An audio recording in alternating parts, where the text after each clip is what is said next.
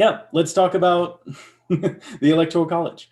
To give a brief overview, obviously there are a lot of things I can say about the Electoral College because it is convoluted and weird and has existed for, the entirety of the existence of the United States, but at the same time is also unique in the world.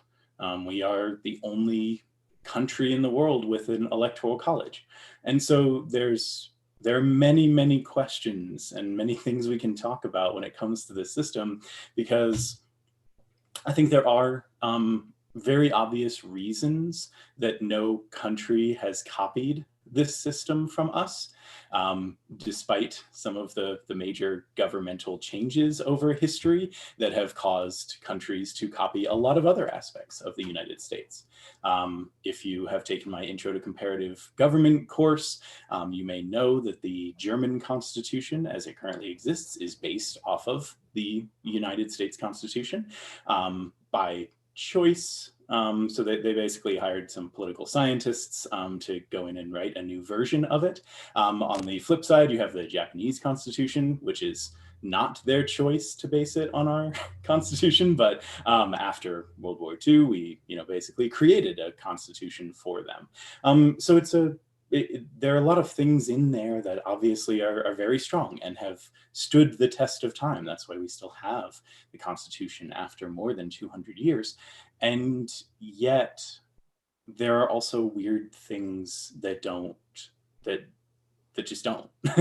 They either don't work or they work in odd ways that most people are not aware of. And every 4 years or so, we have a conversation about the Electoral College.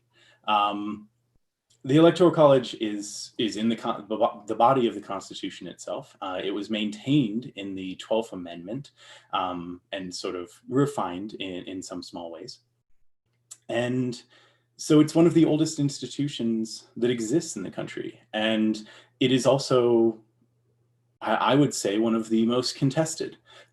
This idea of questioning the Electoral College or, trying to pass some kind of constitutional amendment for a national popular vote, those aren't new ideas. They were suggested by Madison. Madison hated the Electoral College when he helped write the Constitution.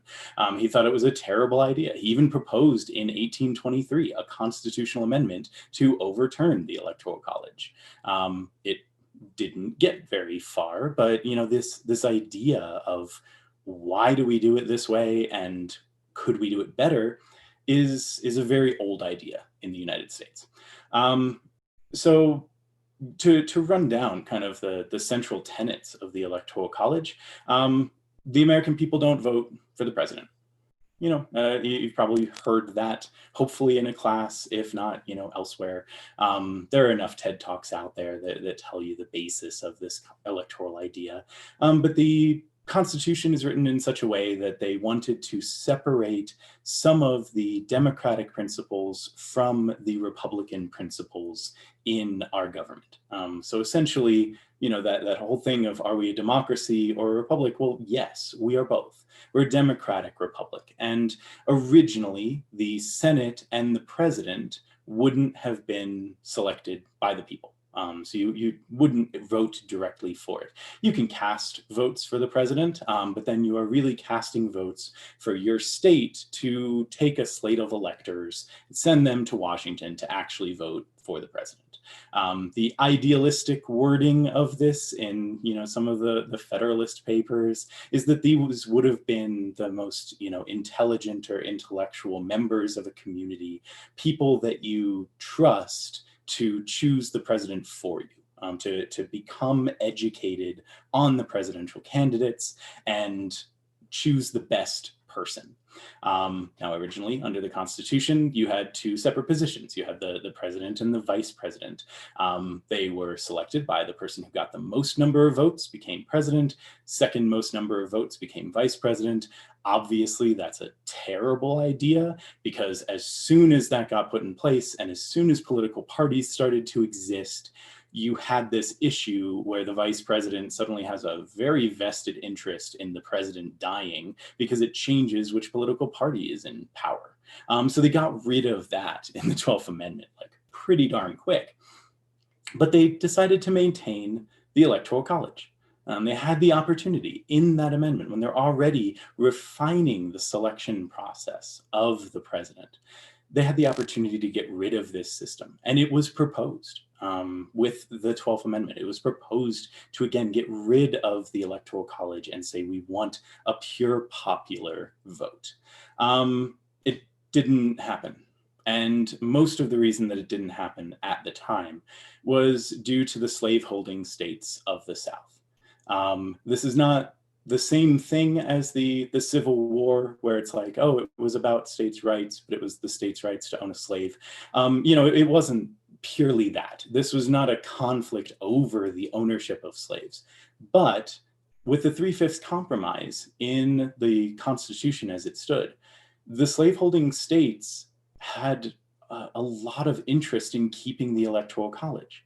Because under the Electoral College system, you choose the number of electors based on how many representatives and how many senators you have. Now, every state gets 2 senators, but the number of representatives was chosen based on population. And in that population count, you count 3/5 of the slaves.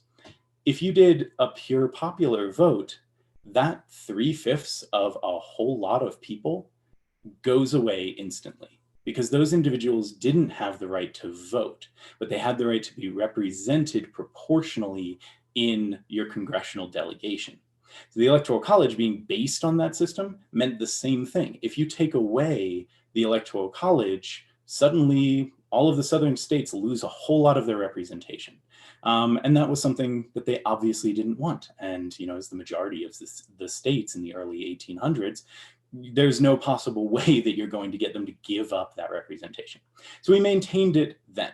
It continued, and as you can imagine, a couple times in the 1800s, we have cases where the popular vote is overruled by the Electoral College, usually not by very much, very small margins, a few dozen thousand people, or maybe 100,000 people. Okay, we go through the Civil War. Suddenly, the slave holding aspect is not applicable anymore, and a few voices start to rise. The question again of why do we have this Electoral College?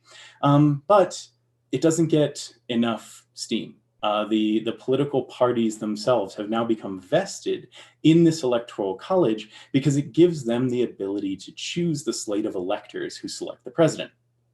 And that is a power of the state parties. The Electoral College is very much so a maintenance of state power over federal government. Instead of a pure popular vote, which even if it was counted, at the county level, is still going to be reported to the federal government, and the federal government is going to make that announcement of, who it is that has been selected by president.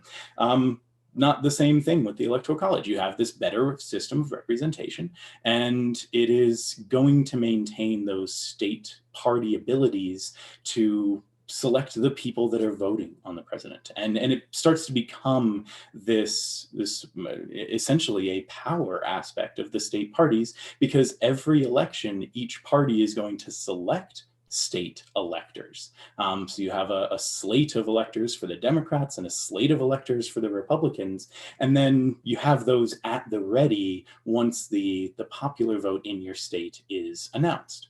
So it's a way of rewarding people within your party, because the only rule in the Constitution for who can't be an elector is that they can't be currently serving in the United States government. So they can't be a representative or a senator, but they can be a former senator. They can be a prominent party member. They can be somebody who donates a lot of money to your political party, and you reward them by saying, hey, here's a free trip to Washington, go vote for the president. Go select the president, be a member of this body. So it continues. In the early 1900s, we decide to pass an amendment and allow the Senate to be directly voted for. So that's another shift from republicanism to democratization. And these are, just to be clear, these are little D Democrat and little R Republican, not the political parties. And so we get this continual move overall towards democratization in our system. And I think that leads us to where we've gotten to today, which is that the increase in democratization has made it so most of our systems in the United States are democratically based. We vote directly for our representatives. We vote directly for our senators. In a lot of places, obviously other than like the Supreme Court, where you have lifelong appointments, you have a lot of judges that you still vote for a maintenance vote to keep them in their position. There's a lot of representation through interest groups. You can argue whether those are essentially democratic or not, but this idea that you have groups that have the financing to express the will of groups of people. We've become very concerned with the democracy of the United States, that we all get a vote, that it should be equal, that we should fulfill those democratic principles of it being a fair vote, a frequent vote, and that we then have this, whole manifest destiny idea of, as long as we do it right, we can spread it to everybody else in the world, because I'm sure it'll work for them. So the Electoral College has kind of just sat in the middle of that. And, over the past 20 years, 25 years, there have been several states that have started to create what would be known as the National Vote State Compact, essentially trying to get enough states in the Electoral College that would pledge to vote according to the popular vote of the country. So to create this movement, in other words, that as long as you get more than 270 votes represented, you could essentially overrun the issue of the Electoral College within the system without having to create a constitutional amendment to fix it, and still have the popular vote represented. As we have now had two votes in or two national elections in the past 20 years that have gone against the popular vote of the American people. This question, I think, rises to a new status level. It is understood that there are concerns with the Electoral College, and that fixing them may be a major concern for the United States. The flip side is that also becomes a partisan issue. And it is important to recognize that the Electoral College does tend to favor participation on the conservative side of the political spectrum. We have had both of those elections where the popular vote has not agreed with the Electoral College vote, have favored Republicans. And so that's something that we have to recognize in this argument. There's going to be a very vested interest on the conservative side of our political spectrum to keep the Electoral College, because for a lot of reasons, it does tend to benefit the more conservative, the more rural, the more white side of our political spectrum. And so it's not always easy to discuss it because it has become such a political issue. But I want to focus in on these, the factual aspects of the Electoral College, how it exists, why it exists, how it functions, and that'll be our discussion this week. You may have already seen in the discussion, I just posted the question, Electoral College or national popular vote? Make some arguments on one side or the other. Cool. Now, some of so that was a nice, hopefully a nice broad historical overview of kind of the Electoral College, just as it is. Some of the specificities of it, which is where we get into some of the weirdnesses. Like I said, anyone can be an elector. There are very few limitations on that. To give you a good example, Bill Clinton was an elector in 2016. Obviously, he cast his vote for his wife, which I don't know. I suppose somewhere you could argue there's a conflict of interest in that, but he did cast a vote as an elector in the Electoral College. He was selected by the state party to do so. The Electoral College has not gone without challenge in the courts.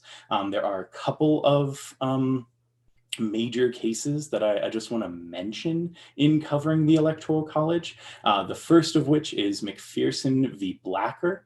This was a challenge in the Supreme Court that led to the decision essentially reaffirming the Electoral College that citizens do not have the right to select the electors themselves. So several citizens had sued with the understanding of the Constitution that it says you're supposed to select the electors. So why are the state parties doing this? So that was reaffirmed in a Supreme Court case, saying that the organizational aspect of this allowed the state legislature to be the one to select those electors. And state legislatures, by and large, just confirm the elector slate from the major political party. The second Supreme Court case, which I think is even a little more applicable, is Chiafolo v. Washington.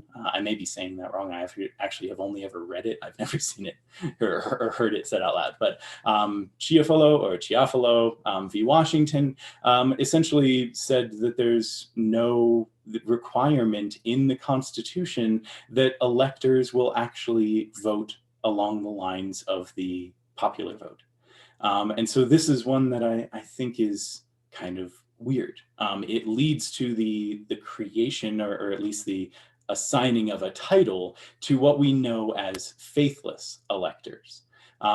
So most states, 48 out of the 50 states, we'll talk about the two weird ones in a minute, but 48 out of the 50 states take a popular vote and then, like I said, select a slate of electors from that political party. And then they send them to Washington with the expectation that those individuals are going to vote along the lines of what the popular vote said. They're not required to. Several states, 33 states, have laws on the books that say that electors should vote for the people essentially that they were assigned to go vote for. 16 of those 33 don't even have a punishment if you don't do that. So it's like the law says you're supposed to, but only 16 of them have written anything that happens if you don't. For the most part, those are, going to be fines. So you get a fine if you don't vote for the right person according to the popular vote. Some of them do have the ability to replace an elector and send somebody else in their stead to cast an alternate vote. But it's so down to state by state that there's really not much going on there to require those votes to go along the right way. That being said, we have not seen many faithless electors in history. 2016 is the largest number of faithless electors in a single election in history.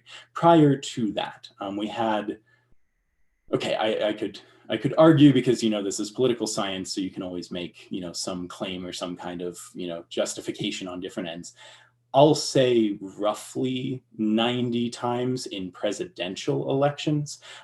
There have been more when it comes to the vice president, especially with the fact that we used to separate those, blah, blah, blah. So you could say that there are somewhere in the range of 160 faithless electors in history, because there were a lot of times where people would vote for a president and then vote for a different vice president from a different party, which is theoretically a faithless elector, but still. For president itself, there are around 90 faithless electors in history before 2016. They're out of those, I want to say around 60 to 70 of them were in a very specific election where the presidential candidate died in between votes being cast and the Electoral College meeting. So to call them faithless electors, again, maybe not accurate, because they were just not voting for the dead guy. But overall, we have probably in history around 30 times that people have voted against what they were assigned or what the popular vote told them to vote. There were 10 in 2016. So to show you the significance of this election, the 2016 election, and the precedent that it could set for the 2020 election should not be overlooked. To have that many faithless electors, to have a contingent of electors, primarily from the states of Colorado and Washington, that attempted to get together and persuade enough other electors to vote against their state's popular vote to ensure that Donald Trump did not become president. That's something we'd never seen in history before. And it's perfectly legal. Like, to not make that sound like a coup, it's perfectly legal within the Electoral College. Colorado and Washington do not bind their voters in any effective way to vote along the popular vote. So they tried. They said, hey, like, okay, we want to get enough other people that are willing to maybe step out of this popular vote and say, or step into the popular vote and say, you know, Donald Trump shouldn't be president, even if he won the electoral colleges of all these states. They didn't succeed, but it's fascinating to consider that that was an actual thing that happened 4 years ago in an election, that our electoral college allows for that to happen, for individuals to try to sway just enough votes that you can, you know, kick in something other than the electoral college. Because it always comes down to this question of 270. You know, you hear that, and we'll hear that a hell of a lot tomorrow. A lot of projections on this number of 270. And that's just because you have to hit 270 votes to win the electoral college. Everything tomorrow will be a projection. I know you know that. I'm going to reaffirm that for everyone in this class. Everything tomorrow is just a projection. It is taking the numbers that exist and making a best guess at what happens on the 14th of December. So it is really important to remember that. The vote tomorrow is great. Follow it, especially for everything other than the presidency. It is going to be an accurate reflection of everything else. A fairly accurate representation, I should say, because obviously once they count some of the mail-in votes, which some states don't require to have all mail-in votes certified until the 10th of November. So again, important to remember there's a reason that so many states are fighting right now over whether there are going to be election results tomorrow or not. All of these things are significant, but the presidency is not decided tomorrow, because we don't have a national vote in place. We have the system of the Electoral College.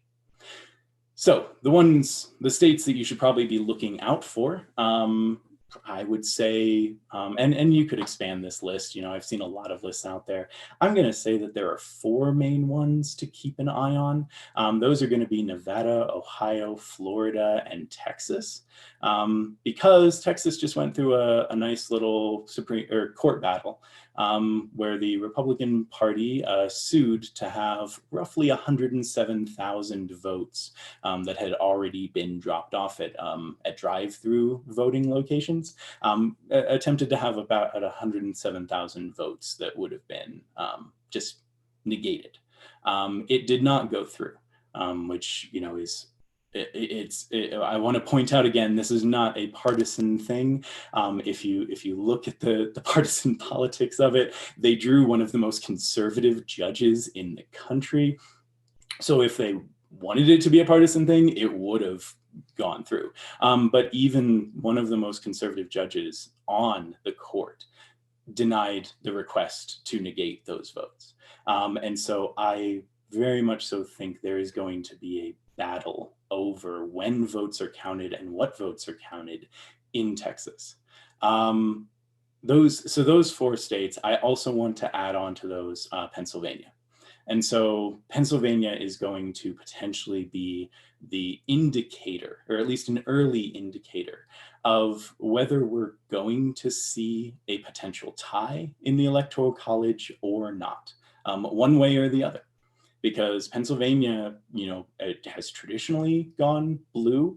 It has at times gone red. And in this particular election, it's one of the very battleground states that both Trump and Biden want. And so essentially, if it goes blue, there is a chance that we will have a tie or a Biden win. If it goes red, it shifts that chance to either a tie or a Trump win. So it's going to be one of those key states to pay attention to. So yeah, overall, there are paths to victory for either side. This is not, in any way, shape, or form, there's no foregone conclusion on this election. Nothing like we have seen in the past. It may be close on electoral votes. It may not be close on the popular vote, as we saw even in 2016 by a spread of more than 2 million votes. Hillary Clinton won the popular vote where the Electoral College went to Donald Trump. So it could be further than that. The absolute most extreme case, so if you want the fun political science would never actually happen in the real world, if you spread them out right, you can win the Electoral College. You can win 270 votes with roughly 23% of the United States population. So if 23% of the voting population in exactly the right places voted, you can win the Electoral College with that. So it is not. It has always appeared to be closely tied to the popular vote, but that doesn't mean that it actually is. It tends to go along those lines, but as we've seen, it can also not. All right, that was a lot of the initial coverage I wanted to throw out there. There's one other point that I wanted to mention, and that is the proportionality now of the Electoral College. As I mentioned, in the early 1900s, the Senate went to a popular vote for senators. Around the same time, we stopped adding seats to the House of Representatives. If we had stuck with the original plan for the House of Representatives, there would now be approximately 1,200 representatives in the House. So obviously that's not the system we kept with. No, we just said, okay, well, the room is big enough now. We don't want to keep building new ones because we've moved the House a couple of times. We've built new Capitol buildings. So we were like, no, this is enough seats. We're just going to keep it where it is. And since then, we have just reapportioned the representatives roughly every 10 years based on the census. That being said, unfortunately, our population growth in the United States is not perfectly equal in all states. So Wyoming has not experienced the same population growth that California has. And so you will hear very often that it is brought up in the Electoral College that the representation is no longer equal. Right now, one vote in Wyoming, we have 3 electoral votes, obviously, so one vote here represents about 195,000 people. In California, one of their 55 electoral votes represents 712,000 people. So you get a hint there as to why the Electoral College does favor more rural areas. You'll hear on the flip side, on the Democratic liberal side of things, you'll always hear the criticism that land doesn't vote, right? And that's what they're talking about. Rural areas in the Electoral College do get a better vote than urban areas do. And that is one of the challenges to the popular vote, because if you change to the popular vote, urban areas are all that matter. Los Angeles County itself has a bigger population than, I would say, at least 6 states in the Midwest. And that's just the county of Los Angeles. So obviously it would shift so much the representation to urban areas that it would, as many would argue, it would essentially negate many states that are primarily rural, or even have large rural populations. And under our current political spectrum, rural populations tend to vote more conservative than they do liberal. So that would be a factor that would very much so negatively affect the Republican Party. Yeah, so those were a lot of the things that I just wanted to talk about on the face of this, that we'll be considering in our discussion.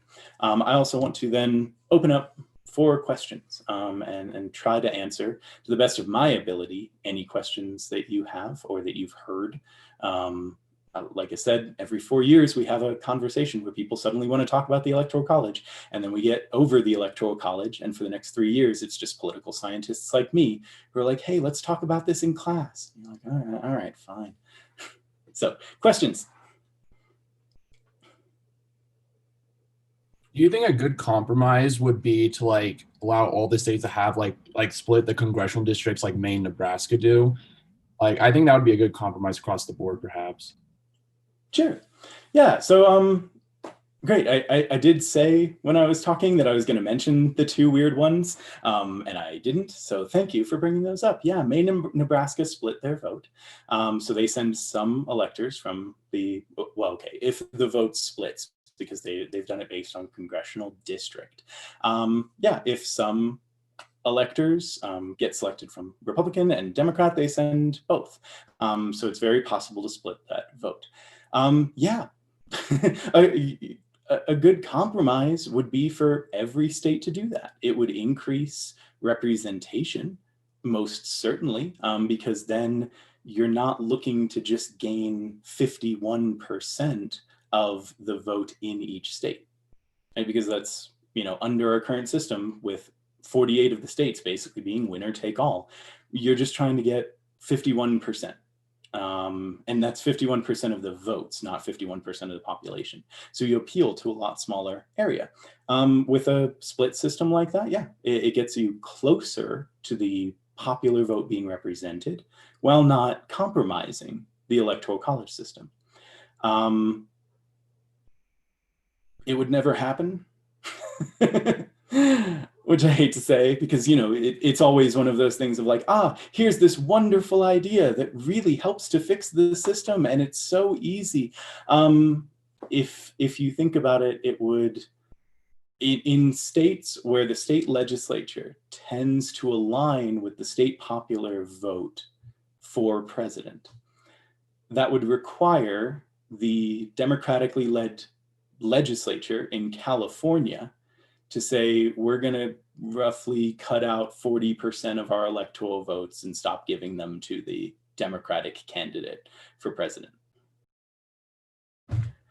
California's not going to do that. They've gone blue in every one of the modern elections. Of course, the counter argument, this is a prisoner's dilemma of politics, because if California did it, sure, they're cutting down on their power. If Texas did it, they're cutting down on their power in the opposite way. It would even out. If you got all of the states on board, or even all of the big states, forget the little states like Wyoming. If you got all of the big states on board, yeah, you'd hit that tipping point. And that's essentially what the national popular vote movement is trying to do, is trying to get enough of those people that you would dedicate your electors to the popular vote, which, if you think of it at an aggregate level, would accomplish the same thing. The states have the capacity to do that. The states could do that tomorrow. Yeah, literally. Sorry, I usually say that as tomorrow, as in like sometime soon. No, literally tomorrow, because it's the election. The states could decide that they want to send a mixed slate of electors, representative of, proportionally representative of their state's vote. They have the power to do that. They have the ability, they have the capacity. They just don't have the overwhelming benefit of doing it, because it would take a mass movement. It would take most of the states doing it for it to not negatively affect one state's representation. So it's the prisoner's dilemma. Everyone benefits if more people do it, which means most people, and these people being states right now, most states are going to make the selfish decision and keep it the way it is. But it's a great idea.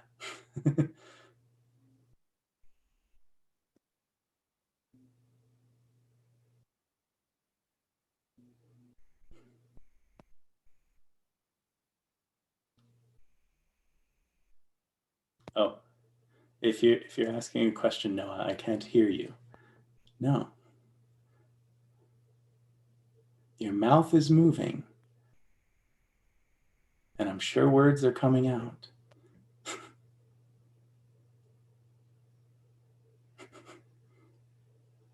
Okay, so that's the face of technical issues. If you get it back up, you're welcome to jump in. 1, 2, 3. Yay. 1, 2, 3. Can There you hear are. me? Yes, I can. Okay, good.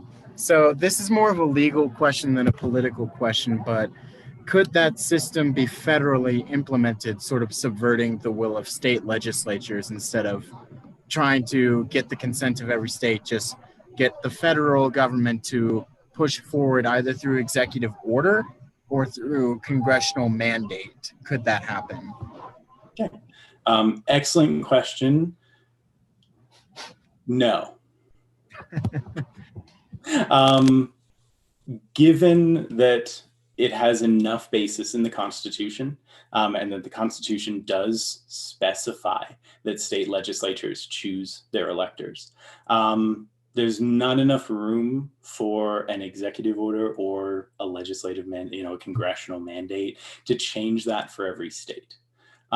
You could encourage it. You could use the mechanisms of federal government to say, oh, I'm going to build a commission to work with state legislatures to change their representation. So you could use the system that way, but for it to be done at a federal across the board level, got to have a constitutional amendment. And obviously a constitutional amendment, either way that you do it, needs ratification from the states. So the states would still have to be involved. There's no path to a constitutional amendment that doesn't require state concession.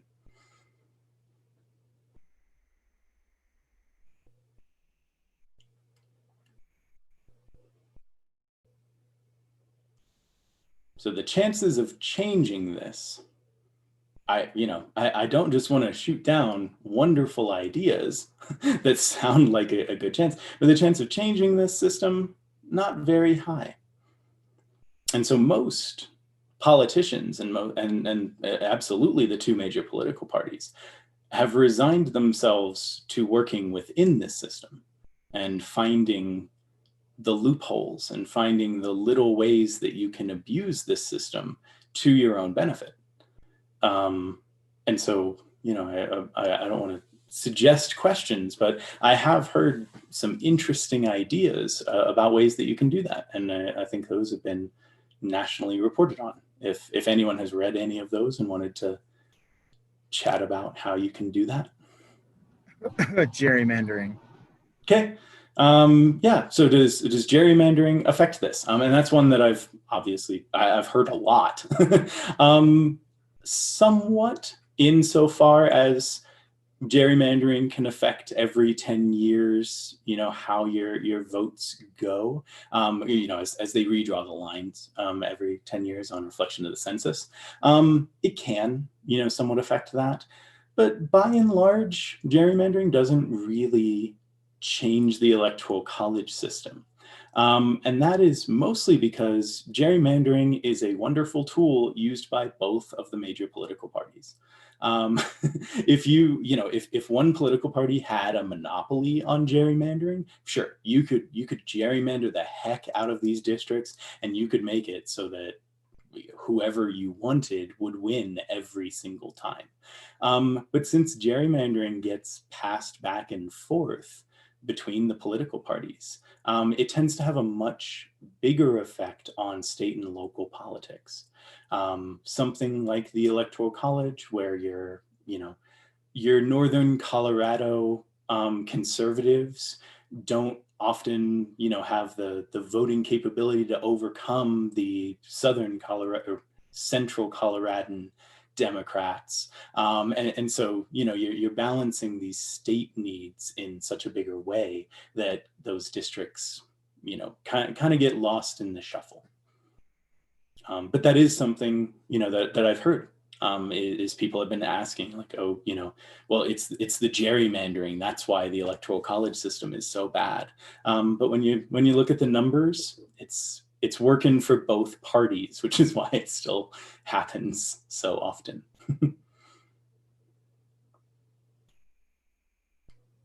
So do you think the National Popular Vote Act could actually gain momentum? Because I know it's on the Colorado ballot this year, and I know a lot of states have already signed it, like California. So do you think potentially that could actually replace in the future? With enough time, there's certainly possibility, yeah. Because it's a move that I think, has more traction. The mitigated system that you brought up is smart and would have to happen on a state by state level. And so the amount of support that would need to be behind it basically tends to lead to a more radical solution. Like, if you're going to change the system, why not just change the system? And so I think that's why the National Popular Vote has, at least a few states behind it. It's going to obviously need a lot more than that, because most of the states that have signed on to it are smaller states, in the vein of Maine and Nebraska, which have already taken a different approach to it. And so to get that to change to a popular vote, again, rises to the level of, a constitutional amendment. So you basically need the same amount of support as if you were passing a constitutional amendment. Which, the compact at least is smart because it's trying to function within the system, and, people fear change by and large. So doing it that way is a better choice than just trying to push a constitutional amendment. But you're still going to need as much support. You have to get at least 270 electoral college votes that are on board with that will then, dedicate, even if their own citizens don't vote that way. And that raises some of its own problems, because the states that have supported it already are the states where that's not really an issue. States that tend to go purely one way or the other, as opposed to getting the swing states on board, it's going to piss off your citizens, because, suddenly their vote is more actively being ignored. The system as it's built ignores votes just fine, but most people don't feel or don't care about that. But if suddenly they're like, oh yeah, literally we're just going to ignore your vote if the majority of people vote the other way, people are going to get mad about that. And I think that somewhat goes back to a historical establishment of state identity. This was, something that I think was much more prevalent pre-Civil War. Before the Civil War, most people identified as their state rather than as Americans.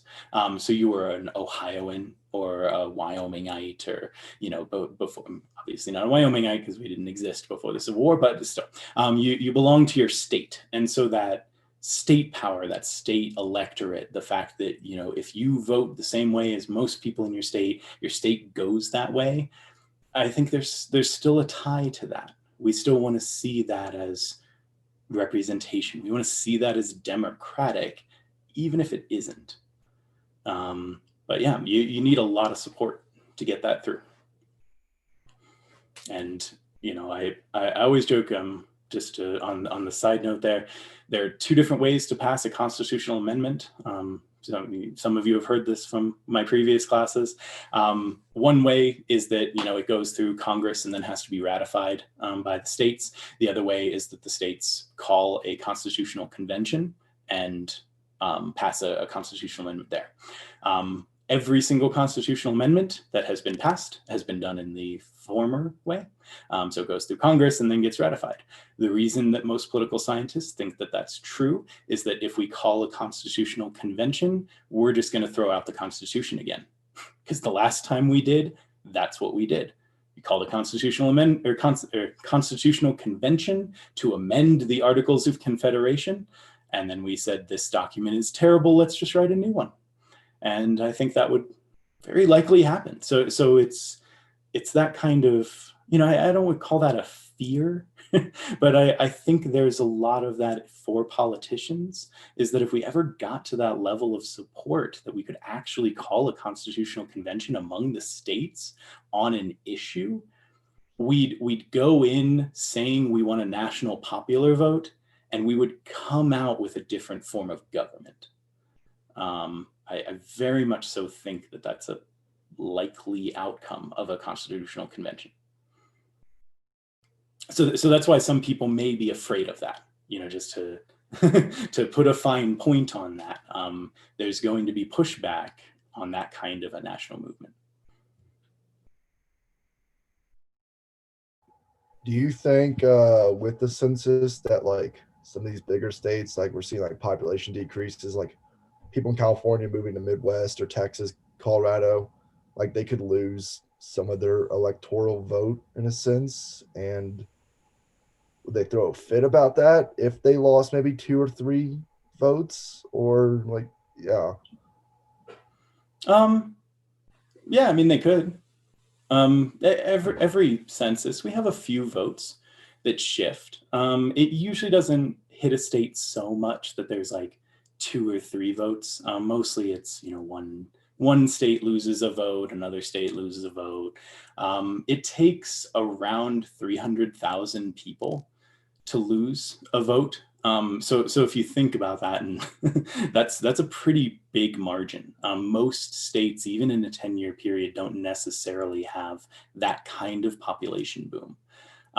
So it happens fairly rarely, and tends to be like, okay, well, in the next 2 elections, California is going to have 54 votes instead of 55. So, well, that's going to throw the entire system off its rock. Like, and so, yeah, it's, if you had something like that happen, if you had a mass, evacuation or a massive shift from one state to another, yeah, I guess you could see that. But it's something that the big states don't really care much about, because to lose, if you lost 1 million people to another state, like, you have other problems going on. Like, your governor is a former actor or something if you're losing that many people in California. And then, on the other end of the spectrum, again, like, Wyoming doesn't care. We're already super overrepresented, and we would have to gain more than half of our population over again in a period of 10 years, which, because if you think about, with our population of wherever we're at now, just around 500 something thousand people, to gain 300,000 people, again, Wyoming would have much bigger problems than our electoral representation. We don't have the infrastructure for another 300,000. We didn't even have the infrastructure for a solar eclipse. Like, the idea of 300,000 people moving here, Wyoming would crash. So, yeah, so it's a good question, though. Yeah, we usually see a little bit of a shift. And so that'll be something to keep your eye out on after the census is published, because you'll see a couple of states will most likely shift electoral votes. But it's never been so much that it changes something. And that is something that I should say too, to the defense of the stability of the Electoral College. Even with all of those faithless electors that have, cast alternate votes or gone against the popular vote or anything, there's never been an election that has been determined by faithless electors. Because that's, I think that's one of the fears that we often kind of have in when we hear about this kind of system is like, oh, well, wouldn't one person then be able to change a close enough vote? It hasn't happened yet. There's a map floating out there. If you want to go find it, there's a map floating out there of what a Trump-Biden tie of 269 to 269 would look like.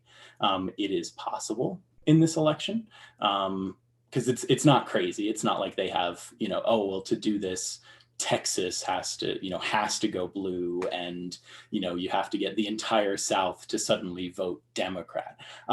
It's nothing like that. It is a reasonable possibility, but the chances of it happening are so slim, even in this election, even in one where we would expect it to be fairly close. The chances are so slim that the states would actually go that way. And there are so many efforts in place this election to ensure that doesn't happen, through both legitimate and illegitimate means, that I think less of a chance of tying is, well, we have less of a chance of tying just because there are going to be so many electoral challenges this election, that if the election messes up, if we have challenges to this election, it's not going to be that the Electoral College tied. It's going to be that, some kind of voter disinformation, voter suppression, ballots being thrown out, the compromising of legitimate election processes. It's going to be things in that realm more than it's ever going to be the Electoral College tying. But, for the sake of academic conversation, does anyone know what happens if the Electoral College ties? Do you remember your Constitution? House for the presidency. Vote in the Senate, right? Or No, it Senate goes for presidency, House for vice president. House of Representatives. Thank you. Sorry. Yeah. Didn't that happen in 1826? Yeah, somewhere around there. I don't remember if it's 26 exactly, but yeah, somewhere around there. Cool. Thank you, Curtis. So yeah, it's certainly possible, because it has happened in history. Yeah, if it ties, it goes to the House of Representatives to choose the president. So fairly simple. One little wiggle, though, is that the way the Constitution is written, it's one vote per delegation, not one vote per delegate. So if you are, I don't know, say that you are in preference of a Biden presidency, if you're hoping that it ties so that it goes to the House, because the Democrats currently have the House. So if you heard, that level of that's what happens, you would assume that Biden would win because the Democrats currently have a majority in the House. However, it's voted by state. And so the delegation, as determined by the state, currently has a Republican majority, which means that the House would most likely vote for President Trump. But at that point, it's anyone's ballgame, like legitimately, because the House doesn't have any ties to the popular vote whatsoever. The House could, the individual delegations of the House could come together and say that they want Mark Gordon to be the president, and he would be the president.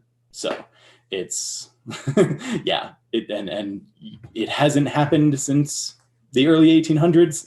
And so, yeah, that's probably just as scary of a possibility, is seeing it go to the House and then them choosing the president. This is a really cynical question, but do you think there's going to be post-election day riots based on winner or loser? I hope not. I do. I hope not, either way. But it's a possibility. We've gotten to this point where our elections have taken on a new tone, that, I think is not radically different than we've seen in the past. Obviously, we have had times where we've been extremely polarized, and elections have raised a lot of anger and a lot of violence in this country. I think we're getting back there, and that's not a good thing. I asked at the beginning of the semester, and I think this is kind of a return to this question of, is this the most, significant election of history? And I think as we've gone through this semester, for the by and large, as you've been doing your journals on smaller elections, on, representatives and senators, in those elections, it's not. Those elections are by and large just going the same way as they always have. You have this, weird thing where it's like, oh, well, it's whether you support the president or not, but it's not affecting the representatives in the Senate elections. That's no longer true for the presidency. It is quite possibly one of the most significant elections of American history, because there's not just a determination of the path forward for our presidency, but I think a determination of what will remain constitutional norms and what will not. And as I will always preface, this is not a specific criticism based on politics. Like, this is not a liberal or conservative or a Democrat or a Republican type of conversation.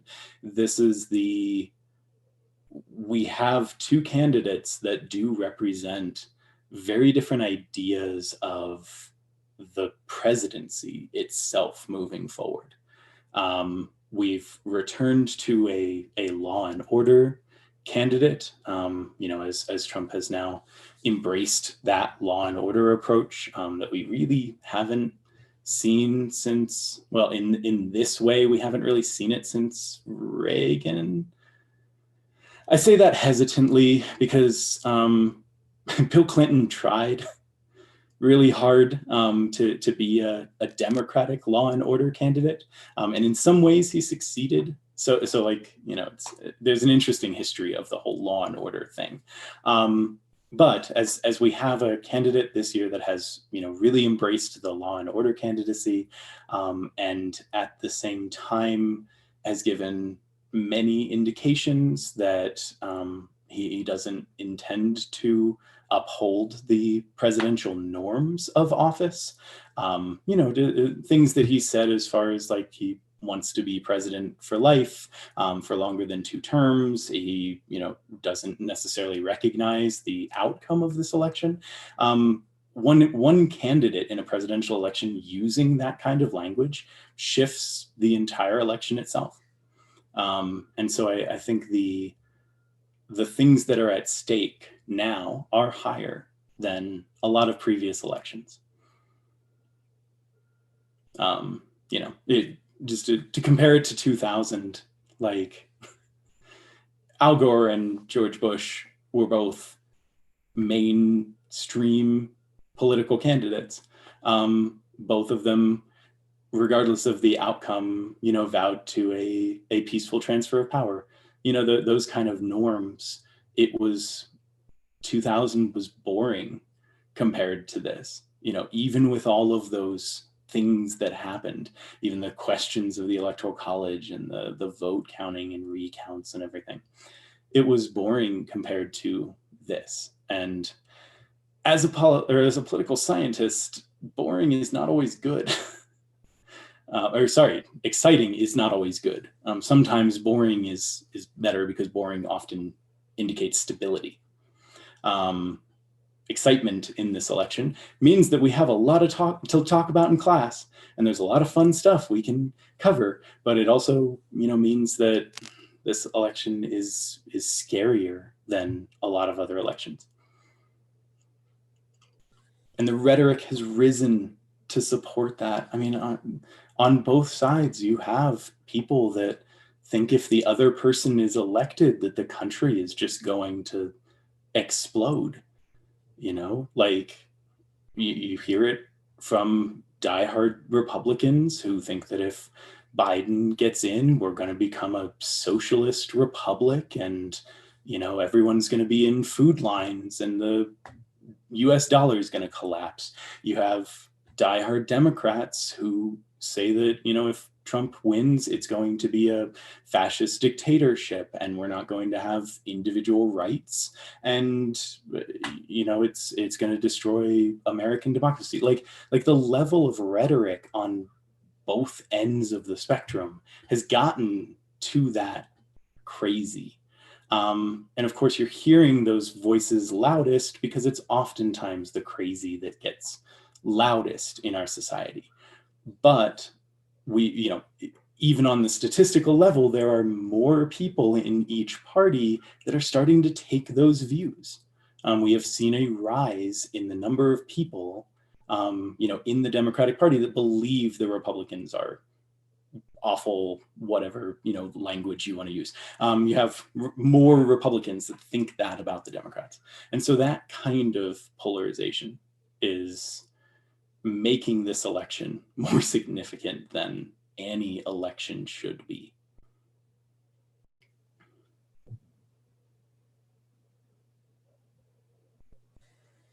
We'll give it a couple more minutes. I'd like to answer any, final questions that you guys have, because you were good enough to come and attend today. So any other thoughts? I mean, my last thought was just kind of that I'm more worried about how people are going to react to either candidate winning than anything either candidate can actually do at this point. Yeah, I think that's accurate. And like I said, I hope that it doesn't result in riots, or who knows? It's it's very much so going to come down to who wins, which way that they win, whether they win a popular vote tomorrow, whether they win a vote that is free and fair as all of the votes are counted, or whether they win through the Electoral College, or whether they win without the Electoral College. If we, sue the system into oblivion, if we take this to the courts, if we take this to the House of Representatives, if we push the democratic institutions that we have and the Republican institutions that we have, if we push the American system too hard in this election, it leaves us without much other choice. If the American people feel that we have not had a fair election, we know what to do. That's kind of our history. Like, we know what to do when the system fails. You fix it or you overthrow it.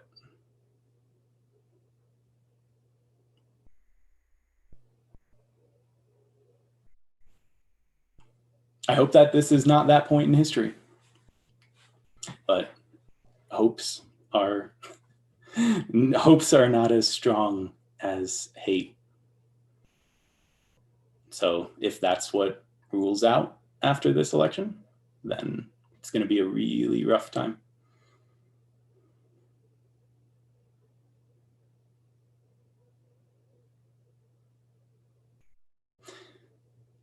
Anyone have anything that's like nice and uplifting that I can, like a happy thing we can end on? Because I feel like when I'm, at the end, when the last thing that gets said is like, oh, everything's gonna, could burn to the ground tomorrow, and we'll be in the post-apocalyptic wasteland of the United States on Friday.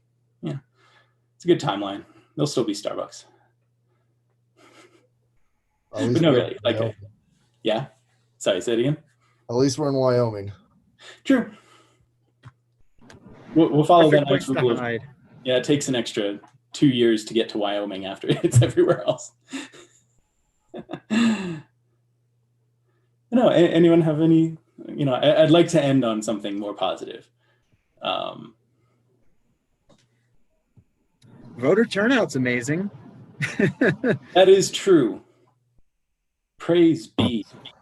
For seriously, like, voter turnout is something that is very often abysmal in this country, sitting usually in the 55 to 60% range on a nice election. So yeah, I'm hoping that the early vote indicators that are saying that we have a lot more turnout than we've ever had, especially among younger generations, who, you know, you can, I see so many of my political science colleagues write it off as like apathy, and it's not. It's just that younger generations by and large don't think that voting is effective. So yeah, at least if it's a, okay, I was gonna go sad again. I'm not gonna do that. At least we can focus on that. Like, the system as it exists, people are participating in it this year. And if you don't, then there's no point. So yeah, that's a good thing. I hope that stays up.